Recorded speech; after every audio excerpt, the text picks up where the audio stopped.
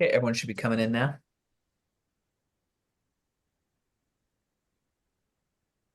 Mm. Victoria. Indeed. Vancouver. Vancouver. Vancouver.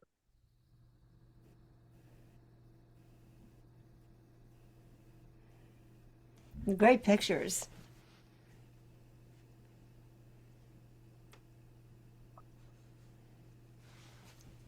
Oh, can't see their faces.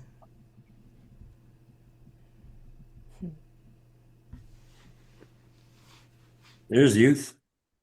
Mm-hmm.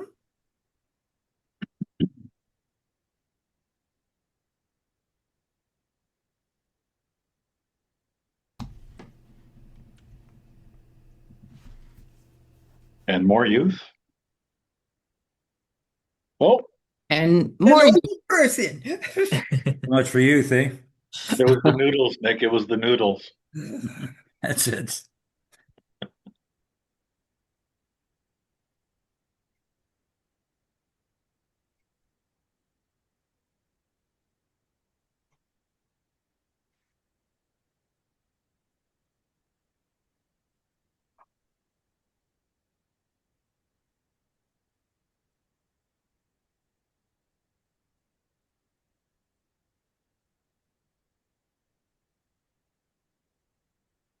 You put a bit of work into this, eh, David? Not really. No?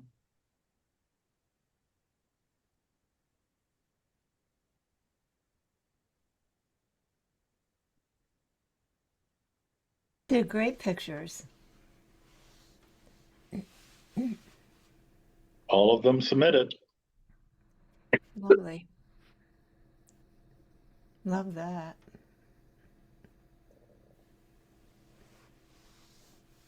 That was outside Wade Grant's constituency office. Who's MP or MPP or He's the MP for Quadra, which includes the area where I live, but he's also secretary to the Minister of Environment. Or wait a second, I forget exactly how the title goes, but he's got some environmental title. He's Musqueam. Parliamentary Secretary to the Minister of the Environment, Climate Change, and Nature. That's right. Thank you, Dave. Oh, is that her big title? Is how'd you come up with that one so quickly? because my MP used to have the same title. Oh, okay.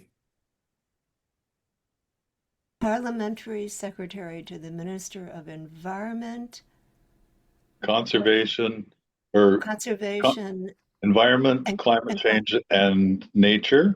Climate Change and Nature. Okay, thank you. And we walked away with the meeting date. All right. Great. Yeah, 22nd of June. Pretty quick. I'm going to stop sharing in just a minute. Okay. But we're letting people in, right? Yep. Yeah, there are a bunch of people in already.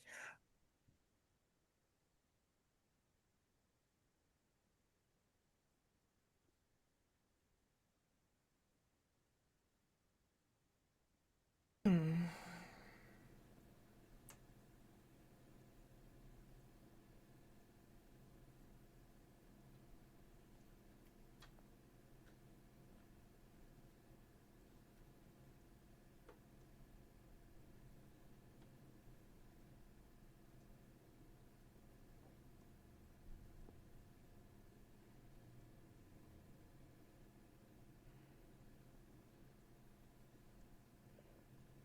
Well, good evening, everybody.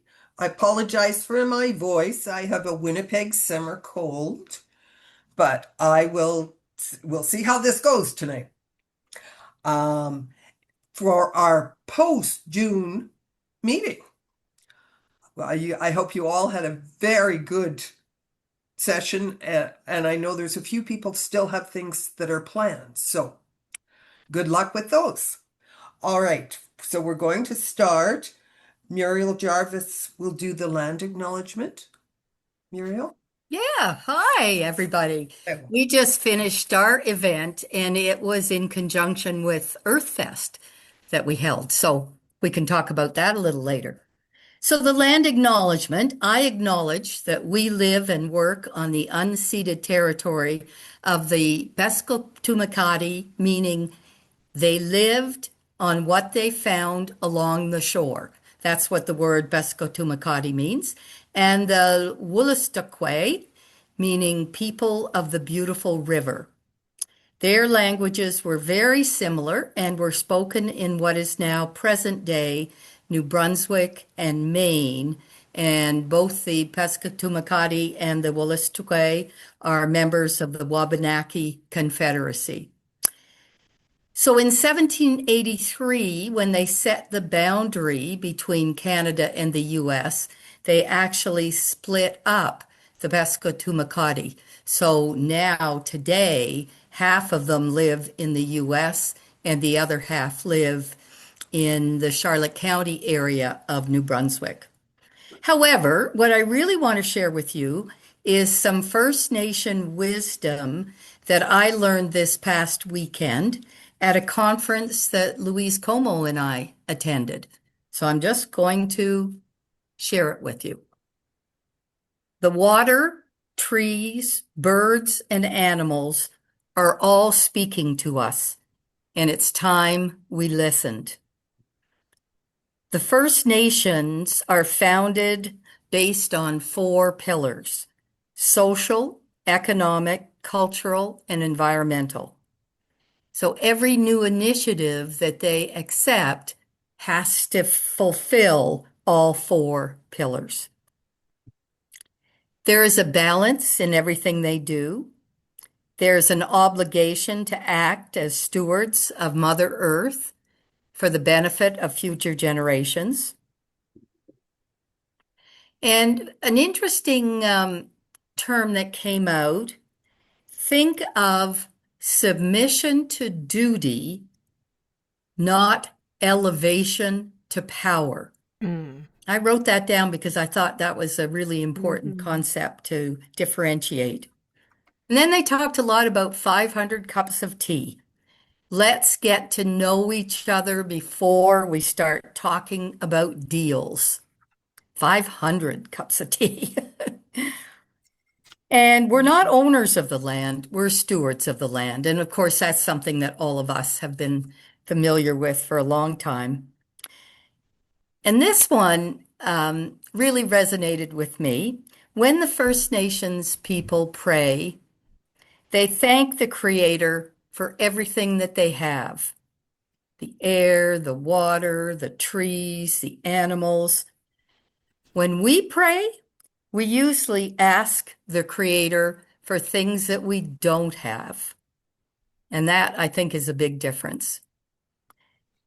And in the Wabanaki language, there is no word for goodbye. The closest is a word that means, I hope you walk in a really good way. So I leave you with that. I hope you walk in a really good way. Thank you. Thank you very much, Muriel. Okay, we're going to start with a debrief, and Dave's going to give us some numbers. Along with, well, he showed us the pictures earlier, but now he'll give us numbers.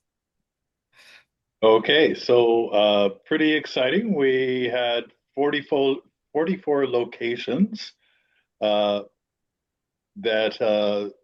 had events planned, and some of them, as Pat pointed out, are yet to happen, but it will be relatively soon. And we had 15 locations submit photos so far, and we hope that there's going to be a lot more. We only had 2 media hits so far that we've been able to find. And that's kind of to be expected because most of the events are not big, flashy things. They're pretty small and intimate. And so that's not typically something that the media would like to cover. And I'll also just remind you, we have had 7 evaluations of the 44 done so far.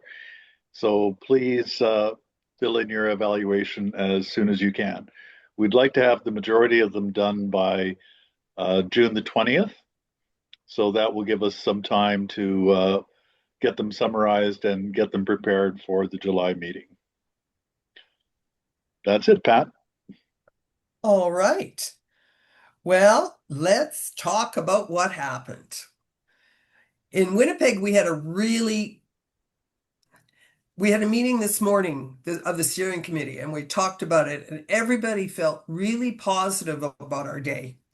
Even though it had to be just postponed a day because of rain, we still had over 70 people, and it was really an enjoyable time. We got to talk to lots of people.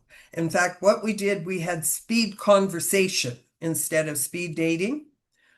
So we asked people to talk to someone they didn't know about several questions, like how is climate change affecting you personally? And what are your main concerns? That kind of, and what you would like and finally, what you would like your government to do. Now, in Winnipeg, we're focusing on the civic election because we have an election in the fall. So the plan is to have, in the process, we started at our event, getting people lined up for every ward in the city. There's 15. So we want to have 15 groups that go and talk to the candidates. And if there's only one and they're elected, then we'll go and talk to that person. So that's what we've done. And it was a really good day. And we had a number of new people, which was really surprising considering how little, like we didn't get much media coverage or anything. So it was a good day. We had a good time. So who else had a good or not so good event? Who wants to talk? Diane, go ahead. Hi, can everybody hear me? Mm-hmm. Okay, so this is our Kingston, Ontario event that just happened on Saturday. We were all having a fit the night before and the morning of because of 100% rain, somewhere between 45% and 100% rain was forecast. And we were right down by Lake Ontario across from City Hall at Confederation Park downtown. And it was a sleepless night, let's say, because we've been planning it for 5 months and working so hard on it. And we had 10 musicians, bands planned to go on a stage that was on a cement slab. And the sound man was there at 8 o'clock in the morning to advise us, telling us that and this is important for people to know about rain date policy. We had a rain or shine policy, but we didn't really know too much about the site. And our sound guy said, if there's any water on the cement slab where the bands perform, we're going home. We can't be here. So that was an important piece of information. But as we were standing there for about a half an hour talking, people were checking the weather, and he said, I have a feeling we should wait and see if the rain sends us home. So everybody who had some contact with participants, we had 40 booths lined up to come to the park. We all decided, okay, let's take on the same idea. If the rain sends us home, then we will. So it was a good decision. We ended up having somewhere between 800 and 1,000 people strolling through on the pathways and sitting around, and no rain. There was wind, and around 5 o'clock, there was one of those huge dumps of rain, which would have thrown every tent and canopy around in the park. So it was just pure luck. But we did have about maybe 10 participants who decided not to come. But we had a wonderful coalition of Kingston environmental groups, plus the musicians, plus a lot of family. Our demographic that we were aiming at was let's try reaching younger people and families.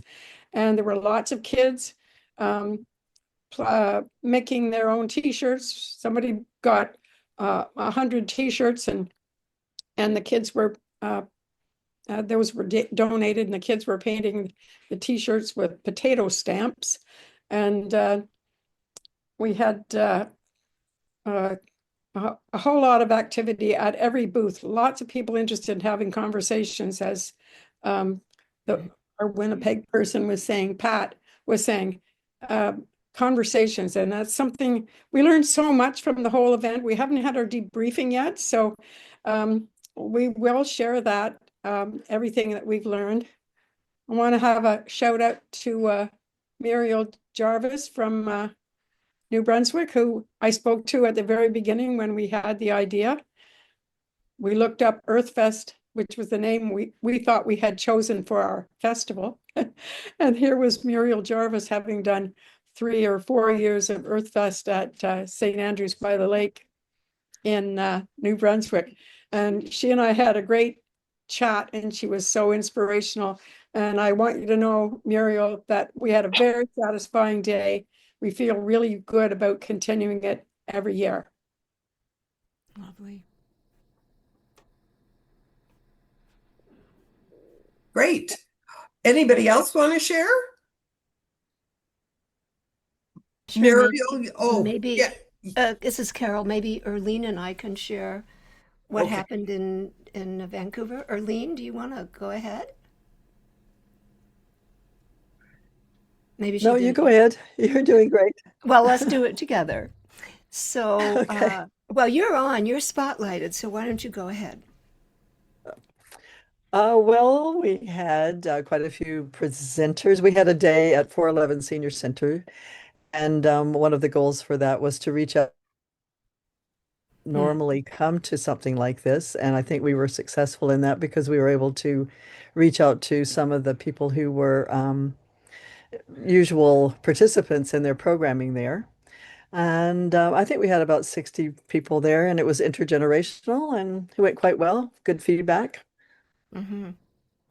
So I would just add that in the morning we talked quite a lot about breaking the silence, and in the afternoon we had someone from the BC Climate Disaster Campaign who Emergency who, campaign. who talked about meeting with our members of parliament or MLAs or any legislative person that's got responsibility around climate and environment.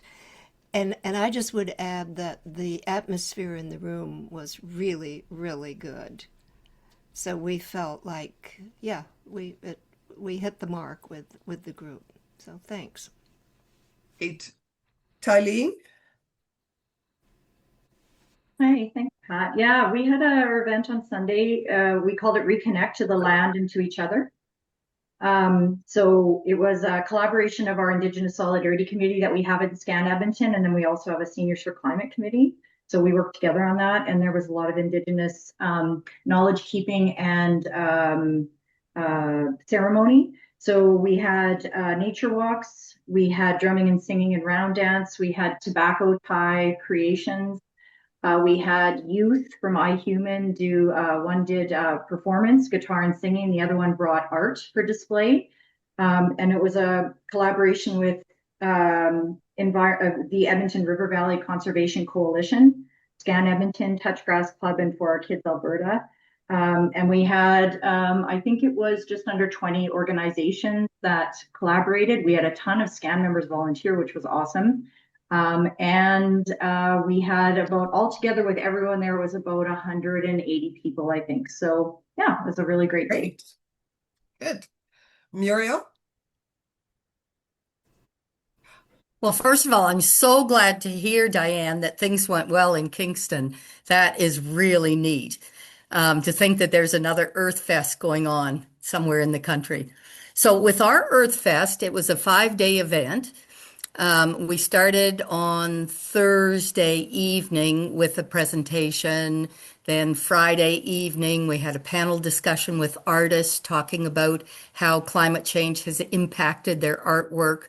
Then Saturday, we have an organization in St. Andrews called Huntsman Marine Science Center. And Saturday was World Ocean Day, so they had a full day of activities. And that night, we were able to show a documentary film that had been made in the US a few years ago, highlighting a large company that completely shifted towards being absolutely responsible and zero emissions. So the film was called Beyond Zero. Then Sunday was our big day for the Climate Solutions Hub and the conversations about climate change. So that happened at an area in St. Andrews called Ministers Island, which is a separate island that you can only access at low tide. So that made it accessible from 10 in the morning on Sunday until 2 in the afternoon. And Diane, that same weather system that you guys were dealing with was the weather system that we were dealing with. But fortunately, we were under a huge tent and we had 10 provincial organizations, and they all had activities and presentations for people to do. And we also had a talking circle after one of the presentations that one of the fellows that works here in the Conservation Council in New Brunswick, and that talking circle went very well. So all in all, on that Sunday, there were 250 people that came. And then from Thursday, Friday, and Saturday, maybe another 200 people to those events. So EarthFest is a big event that started as a one-day event, and this year was 4 days. But I'm so pleased to hear that Kingston went well, because it would be great to see an EarthFest in most of the communities across the country. Well, Thank thanks, Muriel. That sounds like an incredible amount of work to do something for 5 days. But Oh, yeah, it was a lot I'll of leave work. that to you. But we Okay. had all of our Seniors for Climate New Brunswick people involved. It was absolutely wonderful. They came from all over the province and we all stayed together. We had just a fantastic event. Great. Okay, Lori? Yeah, thank you. We just had our event today. We just finished it and then raced home to get onto this meeting. We had a very good, our very first climate cafe at our community center. So it was the first time being connected to the community center. So that's great because now we have 2 more actions planned there. We had 5 people join us. So it was quite small. We had 5 people join the 5 persons from the steering committee. So it was a very good, well-organized event, lots of good conversations. 2 new people have joined us who want to be more actively involved. So it was a very good beginning for us. And followed from the event that we had on Saturday to talk about a new Forest Act. It's been being developed to sustainably manage our BC forests, and Jennifer Houghton is going all around BC in June talking about this. So a lot of it today was break through the climate silence, and then Saturday really was about forests and how important they are. And I put a photo into the chat for people, and I'd like Dave later to tell a little bit more about the summary that he hopes to get. Thank you. Hey, Edwin. Yes, thank you. So we attended the Pictou County Climate Summit about a week ago, I guess. And just to put it in context, Pictou County is a small kind of rural county in northern Nova Scotia that has a population of about 45,000 people. But they organized a fairly substantial climate summit. But one of the events that was, I think, quite interesting was a 10-table conversation where they had facilitated discussion on 10 different topics that went on the whole day. I wasn't actually at it myself because I was hosting our information table at another building, another location. But I did talk to a few people after it, and they found it incredibly inspiring, this event. And what they're planning to do is to kind of summarize. At the event, they kind of created a list of opportunities that they wanted to explore over the next 2 years. And they're going to follow up at the next climate summit in 2 years to see what was accomplished. I added a link to it on the chat there if you want to have a look at it. But I think it's a really good model. And we might want to invite one of the speakers or one of the organizers to come in and talk to us at some point in the future. Thank you. Sorry about that. I've muted it because there's lots of thunder in my neighborhood right now. Right. Lydia, go right ahead. Congratulations to everyone who's spoken and described their events. That's wonderful. That's great news. In Niagara-on-the-Lake, which is a small community to begin with, we didn't have the hundreds of people that some of you had. We did 3 events in 1 week in the community center because a lot of people gather there. Some play mahjong, some play bridge, people have coffee in the cafe. So we did our climate conversations in the cafe, very impromptu. I mean, I did advertise that we were going to be there and we wanted to have the conversations.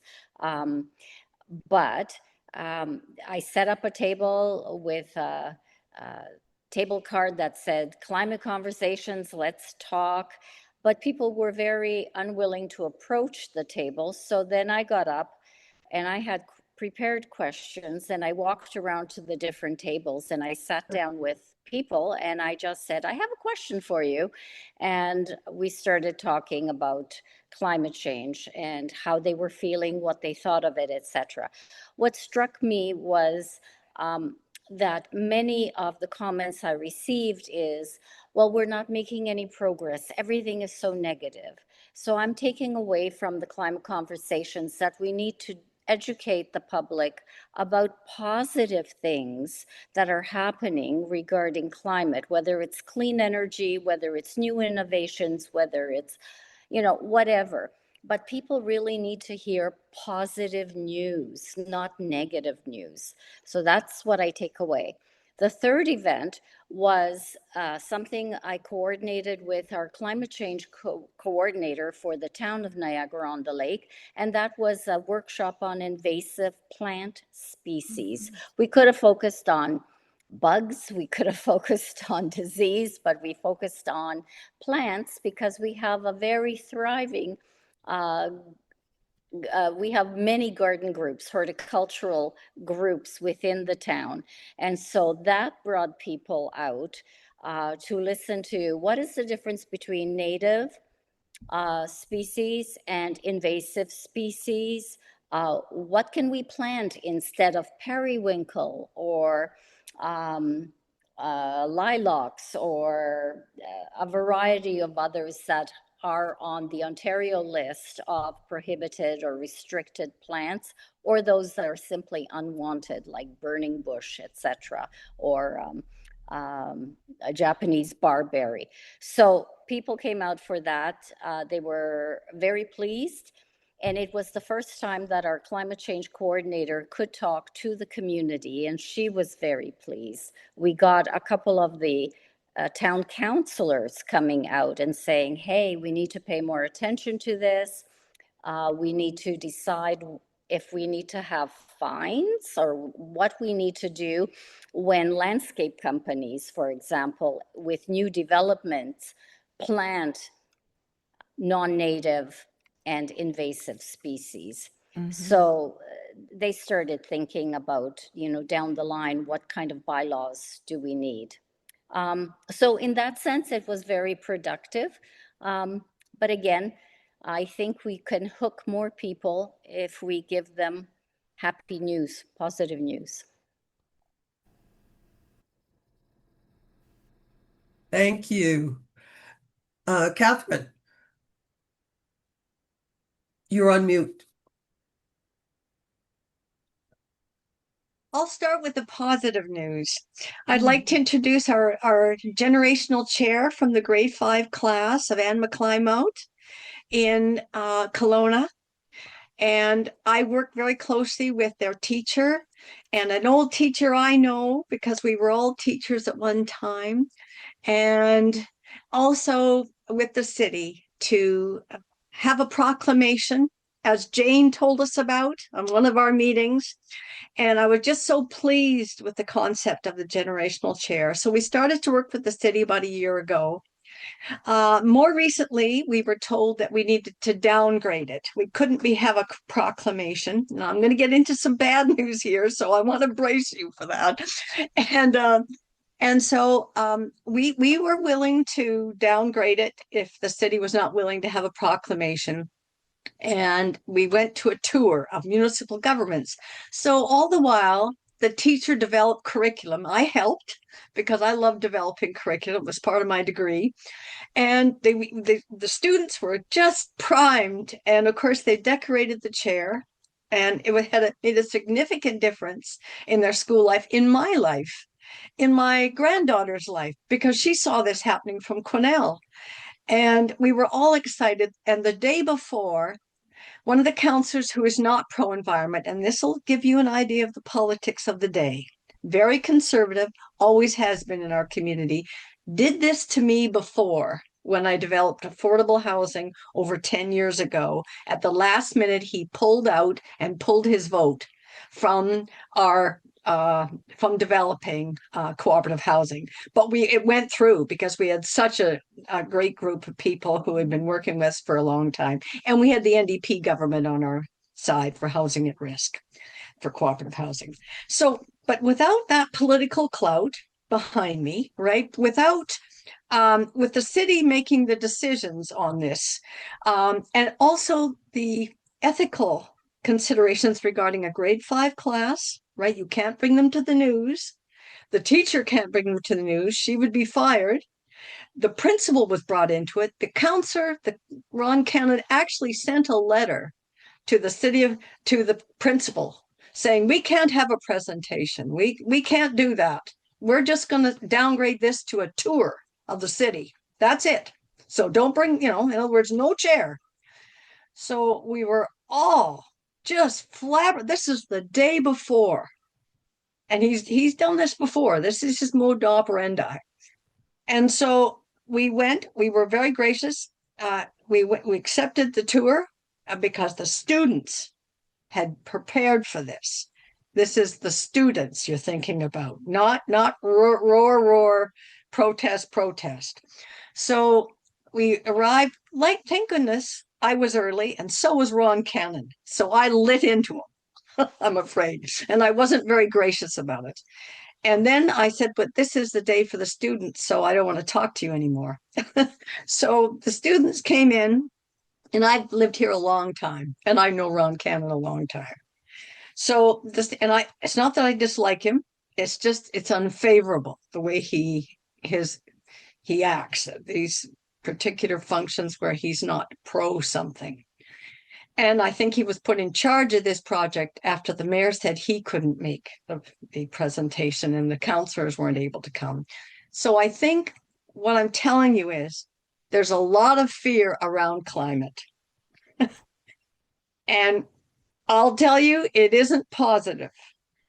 Underhanded, sneaky things are going on. And imagine being afraid of that beautiful chair, being afraid of a grade 5 class presenting to a council, a class which has gone across, which this concept has gone across Canada, right? And it started in Quebec with Maire Lafrance, who the mothers at the front of climate change, who wanted to make sure that future generations were protected. And that this was a signal to climate. They had to keep that in mind when making decisions for the future. So the disappointment in their eyes was, I was just amazed at the students. Ron started to ask questions about municipal governments, and they were right on target. Most of them are answered right according to what their teacher had taught them. And they knew to be careful because they knew what had happened. But one lad put up his hand and said, in answer to the question, what is the responsibility of municipal government? And he said, environmental stewardship. Coming from him, that was the best thing that could have happened. And another child put up her hand and said, trees. Right? And then when we were going out, the teacher introduced me to a girl who was a student who was very disappointed by what had happened. And, you know, considerably it showed on her face. She said to me, well, today I put a snail on the chair to show how close, how slow the city of Kelowna is to participate in climate action and climate policy. So, and I laughed with her. And we went out the door and they got on their bus and went back because, of course, this had been planned months ahead. The bus had been ordered. So, but can you imagine the impression they've got of municipal governments?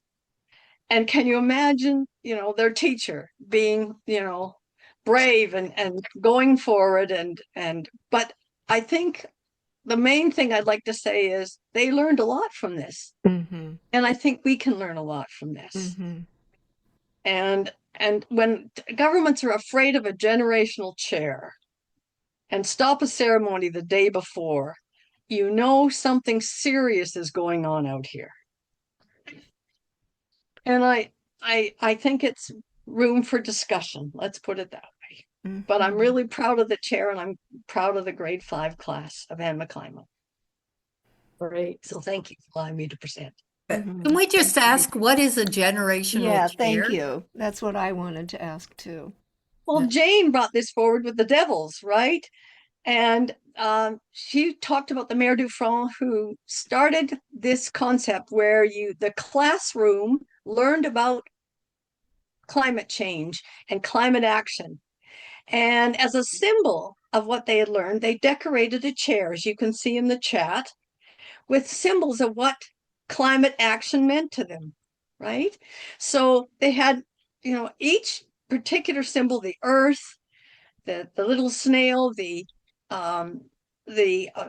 growing, there's little symbols of protest for recycling and growing trees, and so each of those particular art decos comes from a student who is interpreting what we need to do to make climate change and policy come to be known as something we all need to partake in, and to remember for future generations, right? When someone's in the municipal council is making a decision, they consider what their decisions are doing for future generations. So these chairs have been presented to municipal councils all over Quebec. This is the concept that's been well utilized in the Quebec municipal governments. But I'm not sure how far it's gone in Ontario, where Jane first presented us to the concept, but I was just taken with it. And that's when I started working with a teacher that I knew and introduced me to a teacher at Anne McClymont. So that's did you say you have, or you will put it in the chat? Because I don't see it in the chat, and I'm totally intrigued. Oh, I did put it's there. It's there. Let's see. I see it. You see You it? see it? Oh, good. It's hard to. Yeah. Oh, David started screen sharing. Maybe he. Oh. No, that's not. That's a Quebec group. That isn't actually our group. That isn't the Municipal Council of Kelowna, but that was a Mayor Dufresne group. Yeah, and what my understanding is they're presented to council and asked to sit at the table to remind people that their decisions are going to affect 7 generations. Yeah. Well, sometimes the chair sits in the municipal council and is left there. That's true. But the city of Kelowna refused that right away. So that was not on the table. Yeah. Okay. Well, it's like in Winnipeg, one of the councillors called the climate Nazis, left-leaning rabble-rousers, and he didn't want them at city council anymore. So we've all decided we'll wear that as a badge. But Good. Good. Well, if I could sneak it in the city chambers and leave it there overnight and have them wake up to it, I would. okay. All right. Well, let's keep going here. Now, Yes, great chair. is that okay, Catherine? Or do you, Of course, yes. okay. At our last outreach support group meeting, Ann Pohl suggested that we might want to have some kind of a chat among all the organizers about how we deal with climate anxiety and organizational frustration and that kind of thing. So we're bringing it here to say, okay, is that something that you might be interested in us organizing for you? It would basically be a separate meeting just to chat about how people cope and if they have any special coping mechanisms and that kind of thing. Now, Dave, how would be the best way to kind of get a response? Should we just, I guess if you're interested, you could put your name in the chat and then we'll work from there. Okay, if there's enough folks interested, we'll call a meeting in the next month or so. Okay. Now let's talk about September. I guess the first question we wanted to know is who are your groups approaching? We're asking you to approach elected officials. So have you chosen a particular group? Are you doing MPs and I know each province is different. In Manitoba, it's an MLA. I'm not sure what it is in, I think, Ontario's MPPs, but we'd like to sort of chat about what kind of groups you will be meeting with or approaching in the fall. Okay, Tylene? Sorry, I am not speaking about September. Sorry, I was waiting till everybody was done comment or sharing because I was wanting some more follow-up about the Environment Week events. I was just wondering if there's any follow-up about the amount of funding that was going to be available and how to go about getting like doing the reimbursements or the Okay, I can speak to that briefly. Or is that later? Am I jumping ahead? No, it wasn't in the agenda because we've talked about it previous meetings. But if you can send me a copy, like a scan of your receipt, Central will send you up to $200. And it's on a first come, first serve basis because we only have $5,000 to put towards this. Because we haven't received any grants, our finances are getting a little tight. So we will certainly be able to send $200 to most groups if you send us a receipt. And I will do that for you. So it's Pat W at seniorsforclimate.org. That was my other question was who. So to you, Pat. Okay, sounds good. Thank you. Okay. So who are you approaching in the fall? In Winnipeg, we're doing city council just because it's certainly grassroots and what the city does affects all of us. And there's things the city can do that doesn't cost money. But in this city, the developers seem to have a lot of sway on city council. And so if it's something we do against developers, like not letting them clear cut lots, they get all excited. So, and get city council to change their minds on bylaws. So what are the rest of you doing? Lydia? So it's a bit of a three-pronged action that we have been asking to meet with our MPs or our federal representative who happens to be a conservative, and we're going to press him on why doesn't the Conservative Party have a climate action policy? Why aren't they acting on it? How can you ignore it? So we're trying to meet with him in the fall. We are also very engaged with our municipal elections coming up in October, and we have very dissatisfied with the current town council, with a few exceptions. So we have developed a questionnaire, basically questions about climate and environment, that we are going to be sending and asking everybody running for council or mayor to fill out and send back. And we think we're going to publicize it. Anyways, it's going to be a way to inform candidates that we appreciate or we call allies to be elected. We will try that. And then the third thing is we have been holding monthly protests in Ontario against the Ford government. Now, it's multi-pronged because some are there due to underfunded education or health. I'm there for environment and climate change. And so everybody has a sign that says why they're there. And this happens on the last Saturday of every month.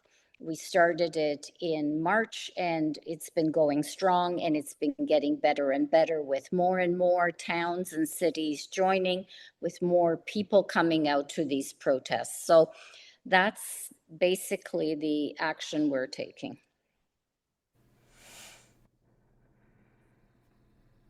That's very ambitious, but good luck. Avril. Hi, thanks very much, Pat. I'm not speaking on behalf of our group because our group is here in the Okanagan only, not really discussed this specific topic, other than to say that our group, myself personally, and I know of others, have been approached by persons who are intending to run for municipal elections in October.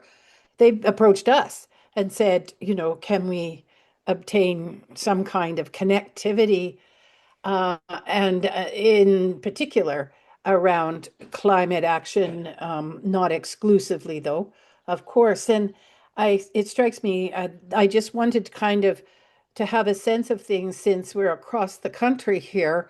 My impression is that October civic elections are happening in several provinces, and that focus can really be galvanizing one that, as Lydia spoke, I was thinking, man, if she could, share that resource that she's going to create around the questions she asks of her council, we could sort of get the, council questions as a standard across the country. And we could then start to maybe even motivate councillors to then go to in our case, it's BC, municipal council, and then to get them to ramp up their action should they get elected and so on, so that you sort of build and build and build across and then subsequently the MLAs and then the MPs. I know in Ontario it's MPP, but you all understand what I'm talking about.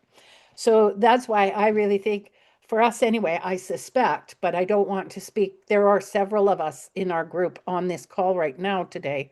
I don't want to speak for us, but I sense that may be the direction.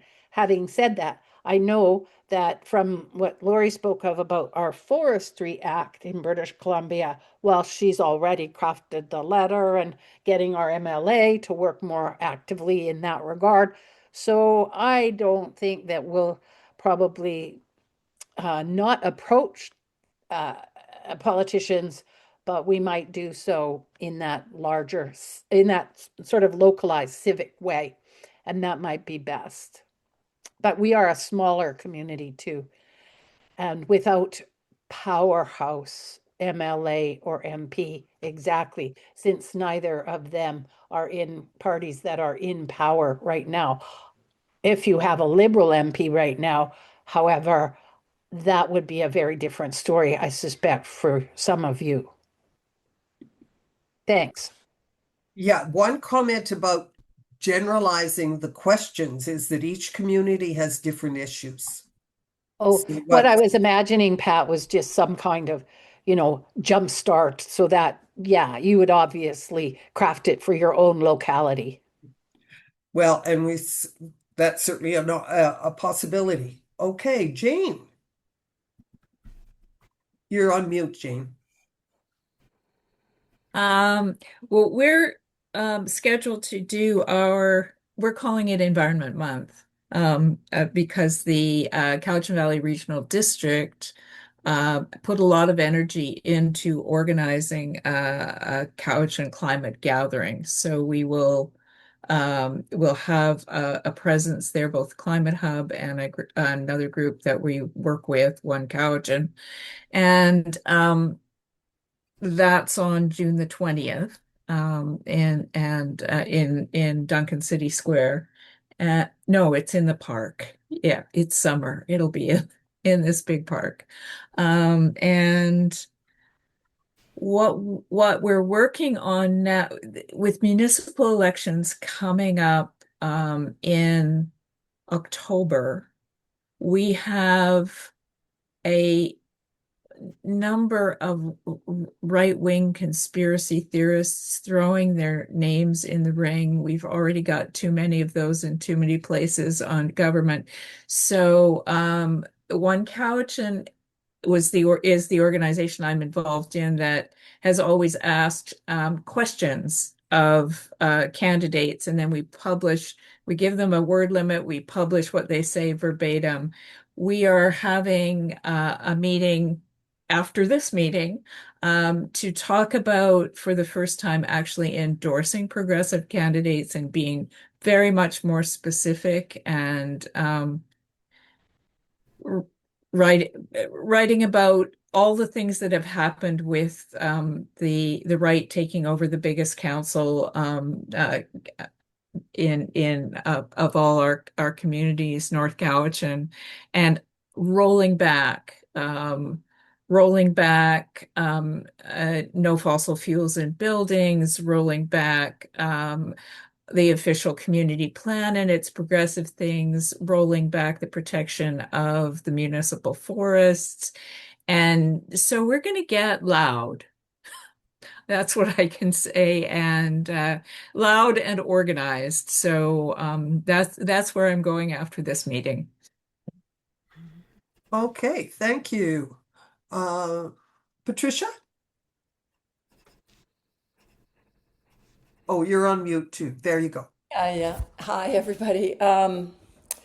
Yeah, here in Kamloops, BC, we're going to have some petitions. We have 2 MPs because they have divided Kamloops into 2 ridings.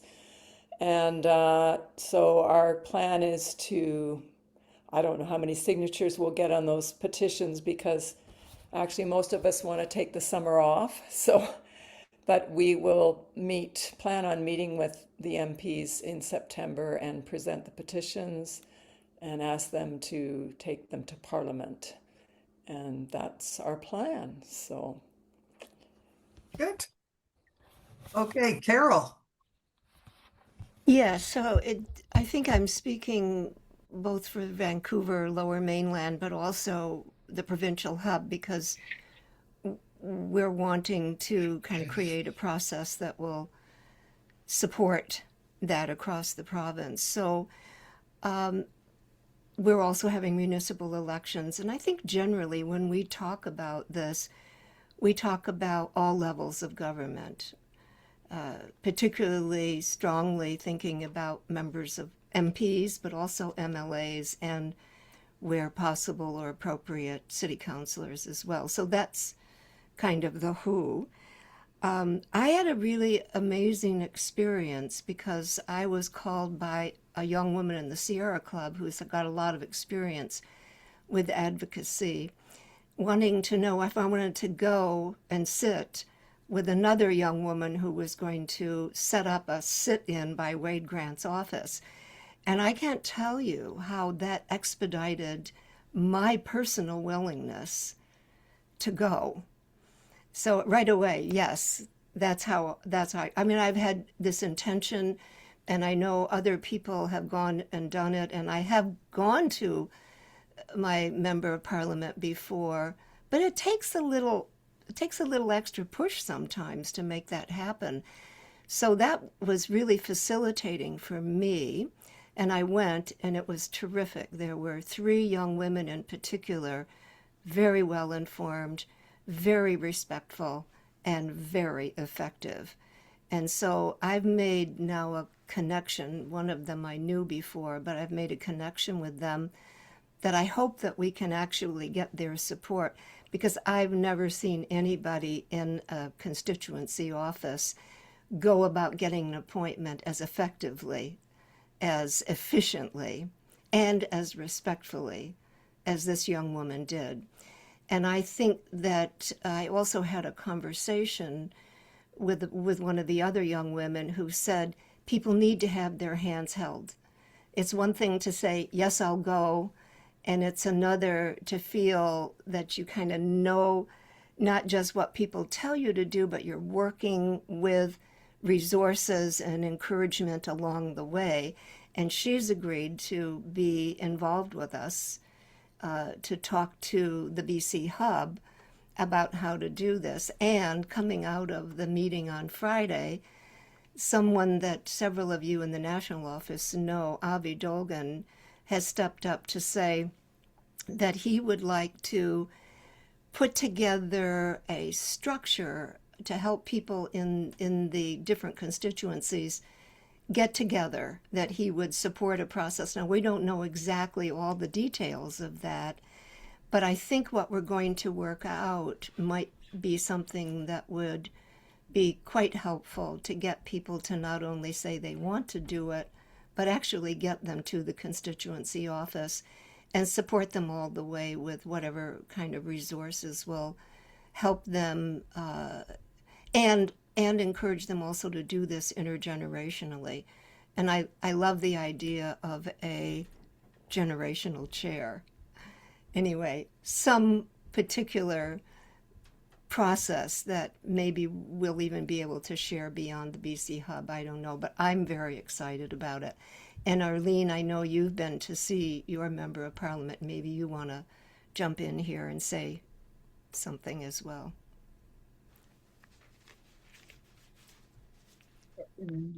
Ricky?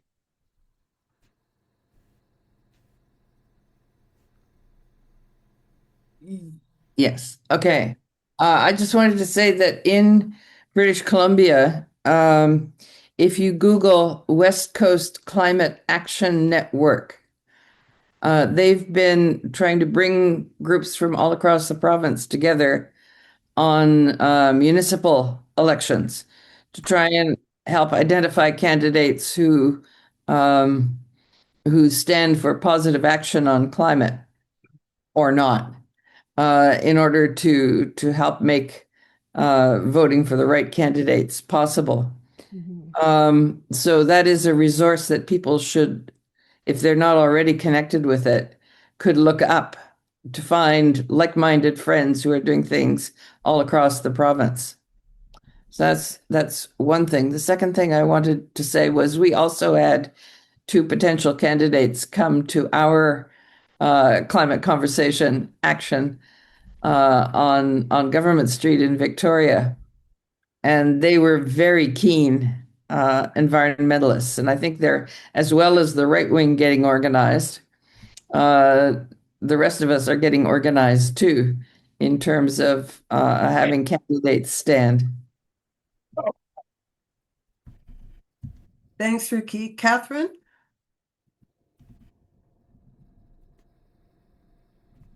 Yes, I was just going to say that, yes, I think the right wing never stops being organized.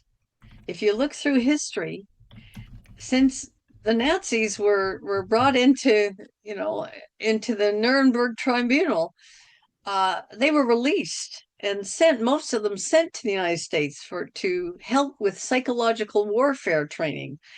And I think the right has continued on their course of action, and we just we felt that life had improved and that the relationship with the earth was a possibility. And I think our hopes have been dashed because of this right wing that never gave up and that has been progressing since the Second World War. And I do think we have to keep abreast of that because they're very powerful, as I'm finding out. And so we have 2 young climate candidates in Kelowna, and that's hopeful. We have a Kelowna Climate Coalition that's put on 2 seminars now. One, they invited a counselor to speak about climate policy. And the second, on June 10th, is about how climate action and policy is enacted in the Kelowna City Council. And Chris Ray is attending, and I think we'll have some hard questions for him regarding that. And I would say that, yes, the West Coast Climate Network, incredible organization to help us get ready to have a snapshot of each of the candidates that have climate on their platform. And lastly, we have a very, which we thought was going to be a very progressive MP, Stephen Furr in Kelowna. And what we're finding is he's gotten right behind the defense policy and austerity of Mark Carney. So he's not as hopeful as we thought. And Guilbeault, of course, is out. So I would say that's, we have to depend on other climate activist people that we know. And Avi Lewis is one on the federal scene for me with the NDP who hasn't given up his voice. And so, we'll just keep going. Thanks. Okay, Susan. Hi, everybody. From London, Ontario here. I haven't been feeling well last few weeks, so I'm not really, our action was I didn't have a lot of energy leading up to it to, really connect with other people to get more folks out. We had a small action there and it was good, but I wanted to mention, because I forgot to mention, Mr. McBean, Tom McBean. I don't know if you guys know him, right, from Ontario, but he was very active. He's from the UWO here. He was a professor here of and he was very, very knowledgeable on climate. And he came to our little action that made my day. And he talked to some students from UWO that came by, and he was glad that he came. So that made it all worthwhile for me, even though it was very small. However, leading up to, we've also been doing, even today was our through SCAN, we've been going monthly to all the MP's offices with the 3 ones in London. We do a monthly little rally and then leave some information. And we are doing it like the second Tuesday of every month. And we're going to continue it through the summer, even and leading up to September. I'm waiting for a date from our one Liberal MP, Peter Fragastakos. And we also did a lobby with our other Liberal MP, Ariella Kayabaka, she was really good actually, and very supportive and very very climate conscious as well. And that was just before Carney made some announcements. I think it was about the wind farm not the wind farms, but in the water in the East Coast. It was supposed to help, across the country in the grid, that he wants to make the grid happen across the electricity grid. So she was saying that he's still there, he's still got it in his mind. He's just been, he talks about it every time they're together. They're in their caucus. They talk about climate stuff, even though they can't enact everything they would like to at this time. But so as far as municipal governments elections go, I'm working with Labour Council here in London, and they always put for every election together questions for the candidates, and they distribute it to all the candidates. And then according to the answers, and to the many don't answer, but the ones that do, and even they look for progressive candidates and support them that way. And so hopefully I'm going to have a couple of questions about climate on that list of questions. So that's what I'm working with right now. Good. Liba? In Toronto, Seniors for Climate is SCAN and Climate Action for Lifelong Learners. So we were the ones that put on our event for Toronto Climate, the Power of Local Action. Like Susan, we have 8 ridings where people are going to visit, quote unquote, their MP office once a month. And so we do have those connections. And the thing is that, well, the 2 things I wanted to mention. One is people have been talking about the municipal election. Well, Seniors for Climate, so SCAN and CALL, have not yet had our debrief after our event, and we haven't talked about the fall at all. However, there's a lot going on in Toronto because of the potential expansion of Billy Bishop Airport, where they want to have jets coming to the island. And there's a lot of opposition to it. So one of the things that we're busy doing is, we are writing to our MPs, encouraging people to write their MPs, encouraging visits to their MPs. So in other words, asking for a meeting.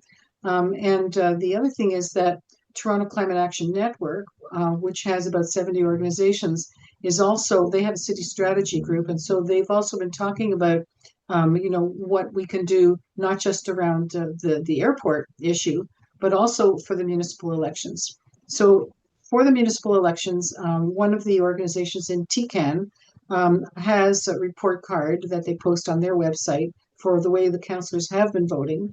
And we are thinking that there's a possibility that we would be able to have an all candidates meeting that has as one of its perhaps the main one, climate.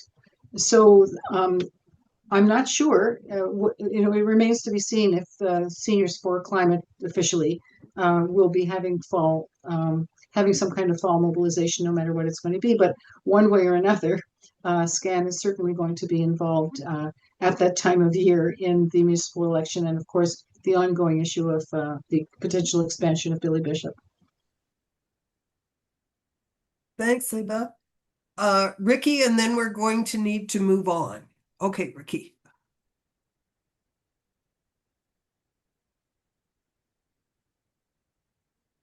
Sorry, my hand was still up from the last time. Oh, okay. All right. Dave, how about you talk briefly about the AI stuff? The coordinating team has been wrestling with what we do about AI. So go ahead, Dave.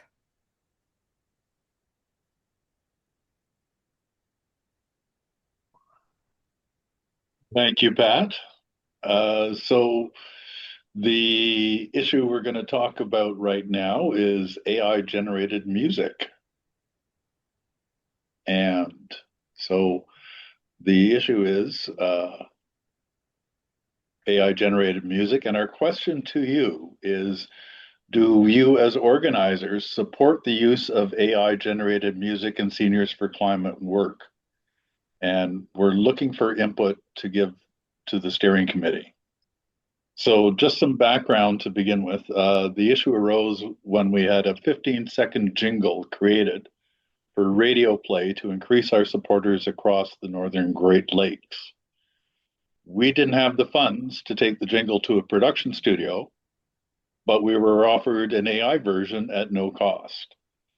And in discussion at the coordinators meeting, some people, we noted that some people feel very strongly against AI generated music, and the coordinators proposed that we seek the input from the organizers. So that's the question. Do organizers support the use of AI generated music in Seniors for Climate work?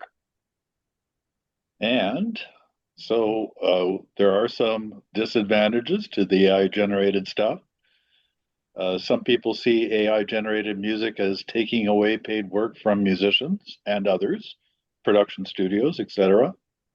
Unfairly using musicians' music and voices without credit or compensation, lacking the creative force that humans can supply, and increasing the demand for data centers with environmental and other impacts. Some of the advantages: in a world where the fossil fuel industry has seemingly unlimited resources to delay its demise, removing this tool from our toolbox risks losing the ability to produce polished, professional sounding messages. AI generated music is very inexpensive to create. Multiple versions can be created in very little time. And if the advantage of AI over human produced music is the speed that it can be created in minutes versus days, so a production studio typically takes some days to create it, then it may be appropriate to contribute to the Unison Fund, which is a musicians' benevolent fund, as a way of compensating some of those musicians and the production people. And that is the issue. So I'm going to stop screen sharing and open up conversation. I'd like to hear what people think about the use of AI generated music in Seniors for Climate work. Leva? Absolutely not. for the reasons that you laid out. Okay. Catherine? I just wanted to say that we have a little band coming to a soiree that's local. They don't make a lot of money, but they love what they do. They sing old Beatles songs, they sing happy songs that bring people together.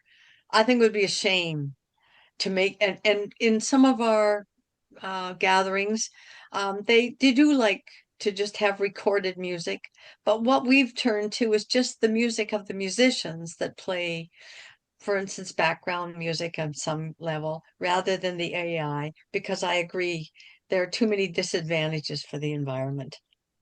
And I love the jingle that was put out by Seniors for Climate. I did send it to the grade 5 class while they were decorating the chair. So I don't know whether that was AI generated or not, but it was a wonderful song. I have to say that. With Thank that. you. Thank you, Catherine. Patricia? Absolutely not. We need to support artists. I know that funding is a problem. I think there are artists out there who would donate jingles or their songs already written. We have a member of our steering committee. He's written a song called The Climate Crisis. He's been sharing it all over. And I'm sure he'd be happy to share again. With it, all he'd want is just a little bit of recognition. And you know, it's ironically, I'm attending a meeting at our local council tonight on AI data centers, well, data centers in general. And you know, it seems to be, this whole AI thing to me just is being shoved down our throats by some wealthy people, it seems, that want to make more money. So that's my my opinion. I'm just going to interrupt because I missed one slide that I do want to just review quickly here. I don't know where it went. There it is.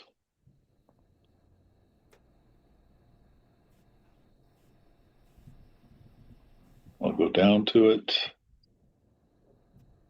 Important points.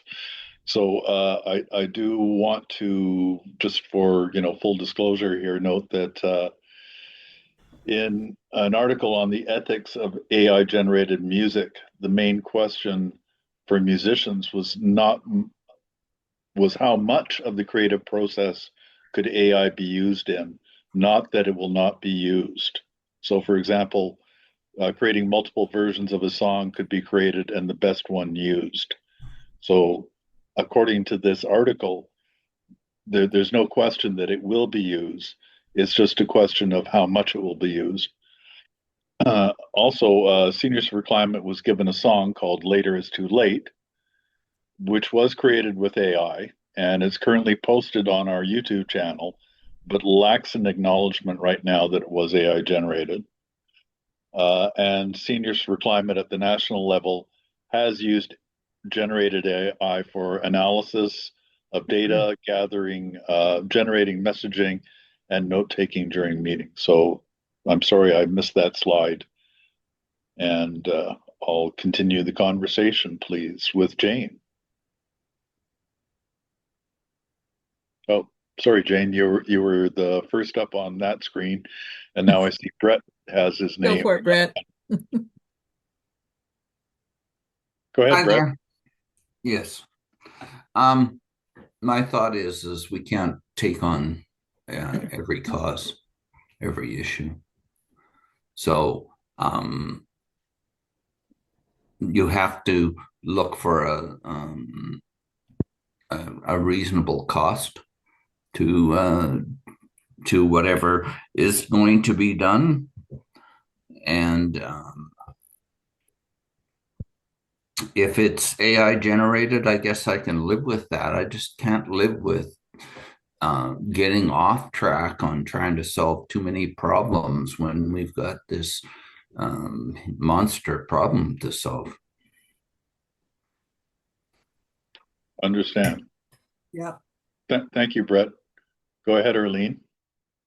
Yes, I'm very much in favor of paying artists for their work and not challenging that. On the other hand, the song that you're referring to, the Later Is Too Late song, was actually written by a real person, one of our co-facilitators, and one of our older members.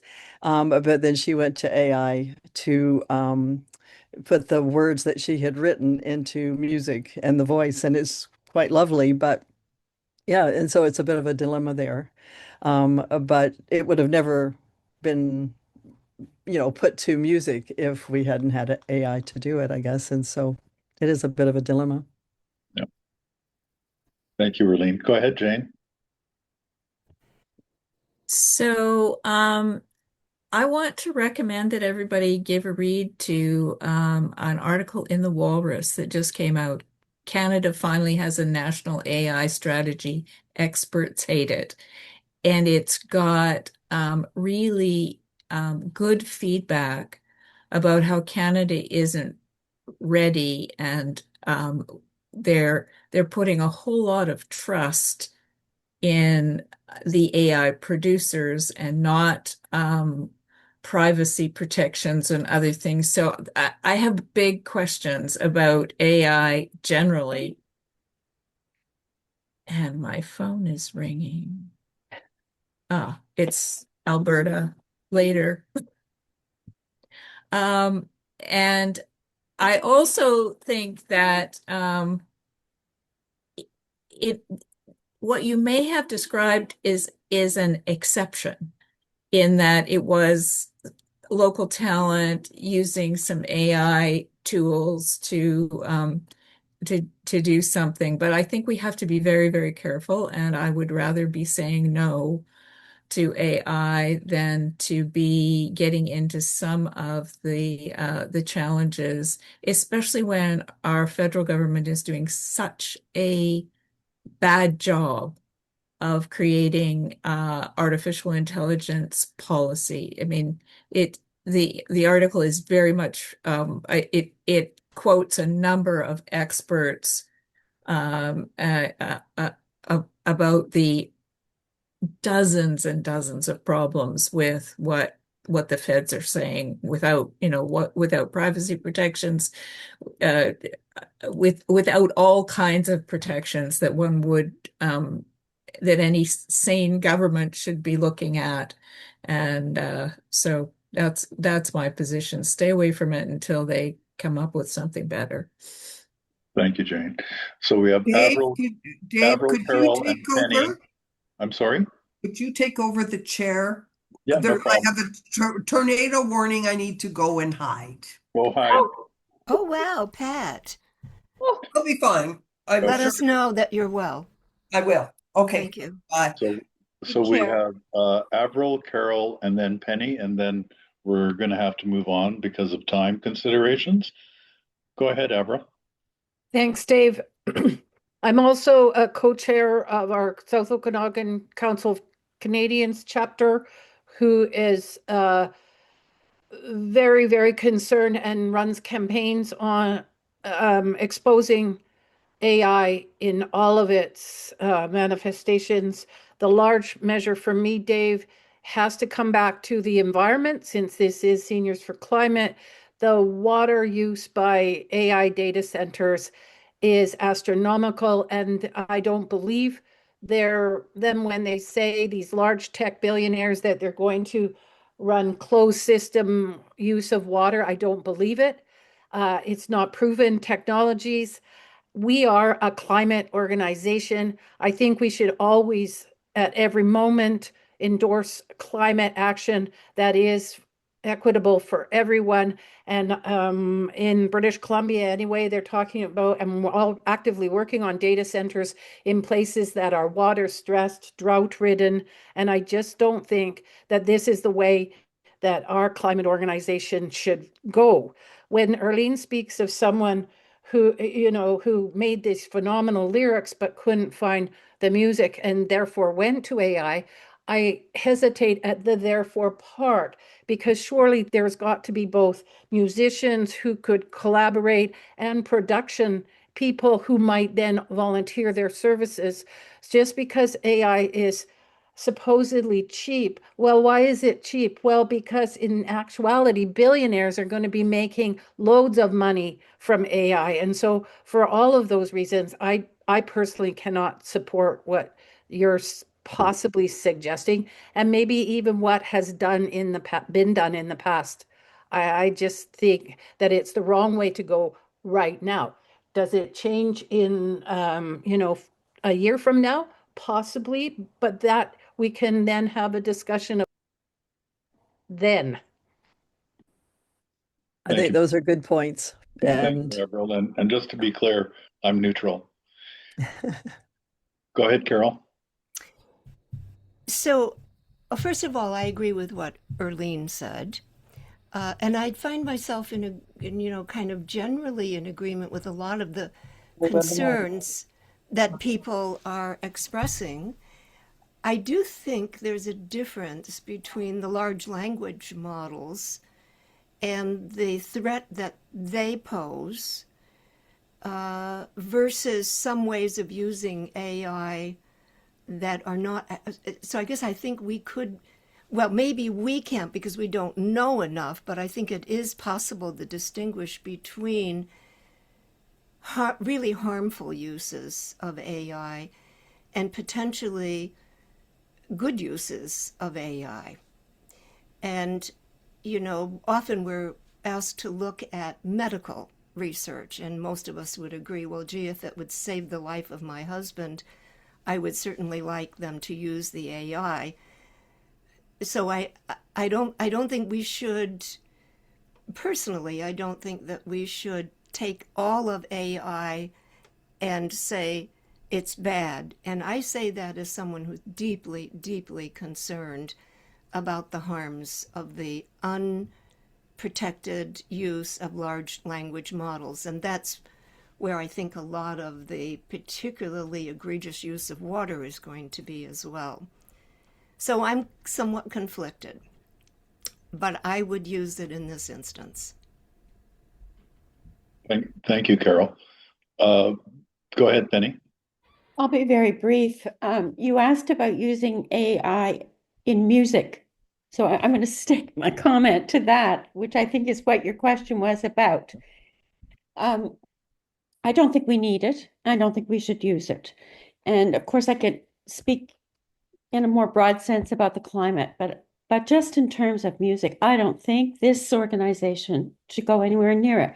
We have a wonderful musician with the Seniors for Climate group in New Brunswick who has submitted a beautiful song. So we're fine. No to AI for music. Thank you, Penny. Nick and Doug, I'd ask you to be very brief. Yep. So very brief. There's no reason why we need to use it. We've got the ability to produce music without using it, never mind whether we should or shouldn't. So I don't think we should be using it. Okay. Thank you, Nick. Doug? I just want to read very quickly a post from Facebook that I reposted. If AI data centers were nationalized or worker-owned and their primary mission was scientific advancement, medical breakthroughs, environmental restoration, and improving life for working people, this would be a very different conversation. The problem is that we're being asked to dedicate public resources to privately controlled systems whose main purposes are for mass surveillance and to further enrich the billionaire class. So, no. Okay. Thank you very much, Doug. And thank you all for your input. I will make a summary that we can present to the steering committee for their direction. So I hope Pat is okay with her tornado warning. The one other thing I wanted to mention for the fall action is that we always try to take into consideration our supporters who are not near large communities. And so we will be coming up with a letter template for them so they can use to be able to send to either a federal, provincial, or municipal politician with some talking points for them. I'm going to move on now. So Elizabeth Lominska Johnson and Mary, I'm sorry, Mary, your last name isn't popping into my head, have a presentation that they would like to make on the use of Tibetan prayer flags and creating some type of national symbol with them. Okay. So Elizabeth, I think you're going to speak first, and you can do some pattering while I get your photo going. Yeah, you can go ahead and put the first photo up when you can, please. Okay. I'm Elizabeth. I'm here with Mary. We're both active members of Seniors for Climate South Okanagan. And thank you for inviting us to share ideas about our Flags of Hope project. So the photo that you'll see when Dave can do it, which I much appreciate, is what we are calling Flags of Hope. They were inspired by Tibetan prayer flags. Okay, this shows a number of them flying over an event that a large community event. So you can see that they were done by people of all ages. They're not mass produced in any way. We've invited people in the South Okanagan to make them in schools, in farmers markets, and fairs, and art festivals. More than 700 people have made them so far. And we believe this to be a really good fit with this year's theme, which is break through the climate silence. People can break through the silence in many ways, by speaking, but also by singing, dancing, and writing and drawing. So next photo, please, Dave.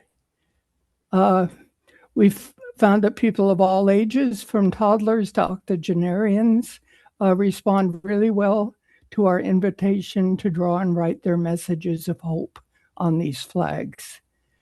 Like these are some which were exhibited in an art organization in Penticton. If people need inspiration, we ask them, what do they love most about our world? What do they most want to protect? What are their hopes for the future? So the flags are gentle, but their words and images are really powerful. Their makers are almost always anonymous. They rarely share their work, sign their work rather. We just provide them with rectangles torn from thrift shop cloth, permanent markers, and clipboards. And when their work is complete, they relinquish it and entrust it to us. We then mount the flags on heavy cotton cord so that they can be displayed. The cost is low and there's almost no waste. We preserve them carefully. We don't leave them outdoors overnight, but we display them whenever possible and at locations where people can see their messages. We've recently enjoyed really fruitful cooperation with 2 local arts organizations in which many people's flags were displayed. And this project has worked really wonderfully well for us. So we'd like to inspire other people across Canada to do something similar, to adopt and adapt these ideas. Okay, over to Mary Kavista. Yes, hello, everyone. I'm Mary. Our climate work can be discouraging and somewhat isolating, and we'd like to build some connection that is tangible and uplifting. So we're inviting people all across Canada to email me with their mailing address so we can send them a blank flag through Canada Post. You then create a flag of hope, as Elizabeth described, with your town and province written on the bottom, and mail it back to us. This way, we would like to create one or more strings of flags that show the breadth and scope of Seniors for Climate. One or more strings of, hopefully with all the provinces and territories represented.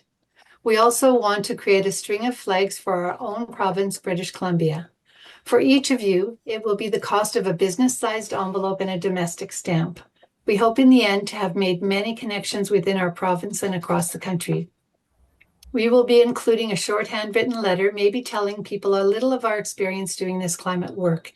And we'd like to hear back from you a little bit about your own experience when you send us the completed flag.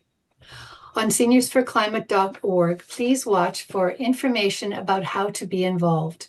It will be named Flags of Hope Project on the site, and please look for it. If it appeals to you, join in and tell others. We really hope to hear from many people. And none of this involves AI. Yes. Now, can you please go to the next photo? Okay, so we already saw this one. Please go on. This is how we sometimes display our flags just in the park, in places where people are, well-traveled areas. We wind them around the trees, and they're very noticeable and beautiful. And the next photo, please. This is the last one. This flag came to us from a school. I don't know if you can see it very well. On my computer, it's quite small, but it has a few spelling mistakes, and you must ignore them and enjoy the beauty of the sentiments and the graphics. It reads, "The road ahead is treacherous and twisting, but trees, mountains, trails, and wild places are important. Please protect, respect, and save them." Wow. So Beautiful. I wonder if anyone has any questions. I know we don't have very much time, in fact, none. Or comments. It's lovely. Yeah. I'd like to point out one thing, which is like the one that Mary just showed. All the flags are unique and original and thoughtful. They're really impressive. Go ahead, Ricky.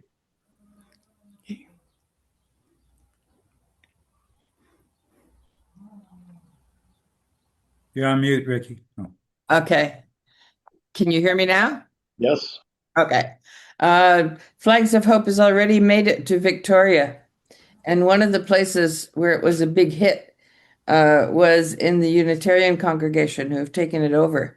So I might suggest that you think about church congregations, especially those with young people, as a place to approach. Thank you, Ricky. Go ahead, Miriam. Yeah. Yeah. Sorry, excuse me. Am I ahead, on? Miriam. Yep. Go ahead. Sorry. I think this is a fantastic idea. I'm just wondering, logistics wise, when you cut out the piece of material, do you then sew something at the top that the string goes through? How Yes. does it actually attach? Yeah, Elizabeth and I both spend time at our sewing machines attaching them. And if there's not enough fabric, if the picture goes right up to the top, we insert a little piece, sew another extra piece, and sew it over and attach it to the rope. We try to make it loose so that we can change the order if we want to do something for a certain day or whatever. But yeah, it all works on a cord. So there has to be some sewing involved on the point or the part of the There's people some who are. stitching involved, which Yeah. we both really like, because then we really get to study the pictures and the words. Great. Thank you. Yeah. Okay, thank you, Muriel. Go ahead, Lynn. I like the idea. Where do you get the cotton fabric? What's the low cost source of that fabric? Oh, I'll go ahead if that's okay, Elizabeth. The fabric is just thrifted from our thrift stores in town, and we just rip pieces, and that's where they come from. We buy the rope at Canadian Tire. Thank you. The cotton rope, yeah. Okay. We're just out of time. So I want to thank Elizabeth and Mary for this wonderful idea, and I hope people sign on to it. We'll promote it again because I think it will create something really unique.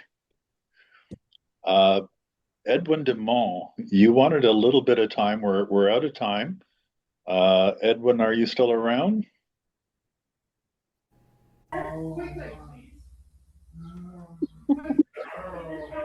Okay, so Edwin, if you're not there, maybe I'll be able to schedule some time in the next organizers call for whatever it is you would like to talk about.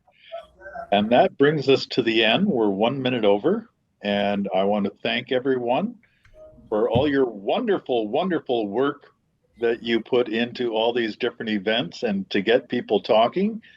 And we're going to get politicians lit up with what they need to do to turn this situation around. So I want to thank you all again. And if not in the meantime, we'll talk to you in about a month. Thank you, Dave. We're going to stay around for 15 minutes. If anybody has any other questions or anything they want to chat about,